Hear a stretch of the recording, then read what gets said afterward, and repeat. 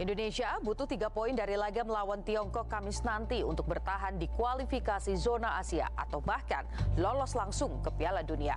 Pengamat sepak bola menilai kekalahan di kandang Tiongkok tahun lalu jadi pelajaran berharga bagi Patrick Kluivert untuk meramu strategi sang Garuda.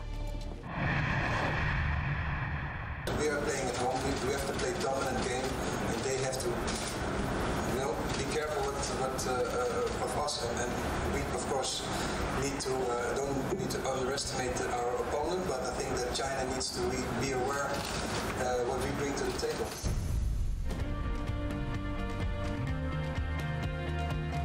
Usai sudah 1 pekan pemusatan latihan timnas Garuda di Bali.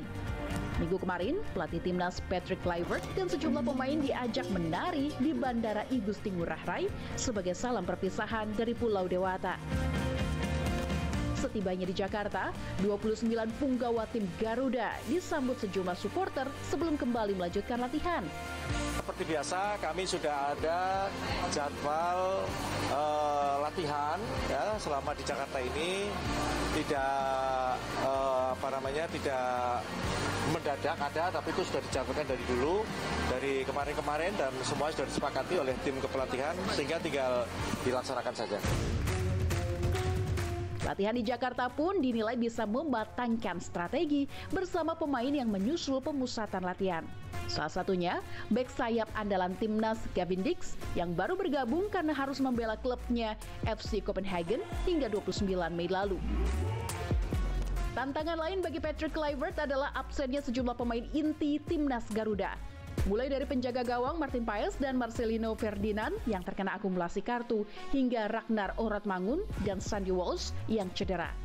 Namun Kapten Timnas JIZ optimistis dengan skuad timnas, salah satunya peluang Emil Audero untuk kali pertama menjaga gawang Garuda. I know Emil a little bit now because he plays in Italy and we had a lot of contact also before he did the neutralization, but we are very fortunate to have multiple goalkeepers, not only them but also we have other goalkeepers who are really good, so we're really fortunate to have a lot of choices, so it will be a difficult choice for the coach when everybody is here. Timnas Indonesia saat ini berada di posisi keempat grup C kualifikasi Piala Dunia Zona Asia, mengantongi 9 poin.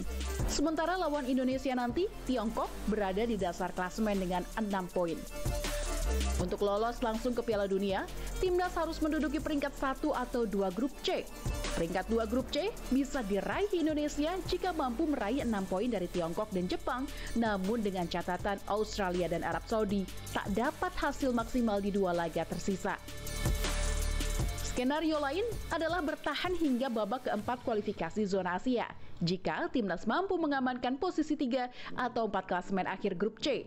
Untuk meninggalkan Bahrain dan Tiongkok di dasar klasemen, 3 poin dari laga melawan Tiongkok di GBK Kamis nanti jadi harga mati. Pelatih timnas Patrick Kluivert mengaku sudah menganalisis kekuatan Tiongkok. Kluivert pun memastikan timnas Garuda percaya diri dan akan mendominasi pertandingan. Yes, we discussed a lot regarding China. Of course, we analyzed China very good.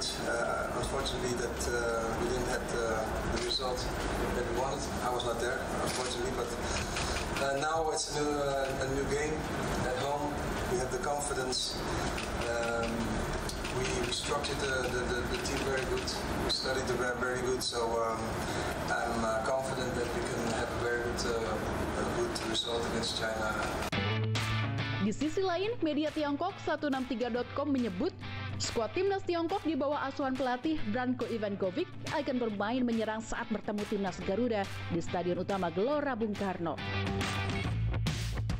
Pengamat sepak bola Gita Suwondo meminta Kluivert dan skuad timnas tak terpengaruh cywar timnas Tiongkok dan mempersiapkan strategi yang seimbang antara pertahanan dan serangan. Kluivert, ini pertandingan ketiga Kluivert menangani timnas Indonesia. Dia sudah ambil pelajaran pada saat kita memainkan strategi yang salah waktu melawan Australia, di mana kita full attack dari awal, kemudian kita di counter, kemudian dan kalah.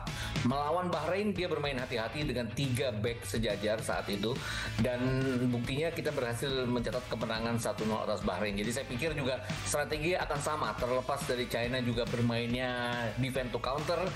Dia harus hati-hati terhadap cywar yang dilakukan oleh Branko Branko Ivanovic, pelatih dari China, yang mengatakan bahwa China akan all out attack. Ini saya pikir juga seperti pancingan bahwa dengan mereka mengambil inisiatif, mereka mengharapkan Indonesia akan duluan mengambil inisiatif dan nantinya akan dihukum. Jadi saya pikir juga Kluivert pasti sudah berpikir bahwa strategi yang tepat adalah dengan memainkan pola bertahan dan keseimbangan antar lini yang selama ini menghasilkan 9 poin bagi Indonesia, termasuk 2 kemenangan di Gelora Bung Karno dan 1 kali hasil imbang tanpa kemasukan melawan Australia. Pintu menuju Piala Dunia 2026 masih terbuka lebar bagi timnas Indonesia. 3 poin melawan Tiongkok jadi harga mati. Maju terus Garuda.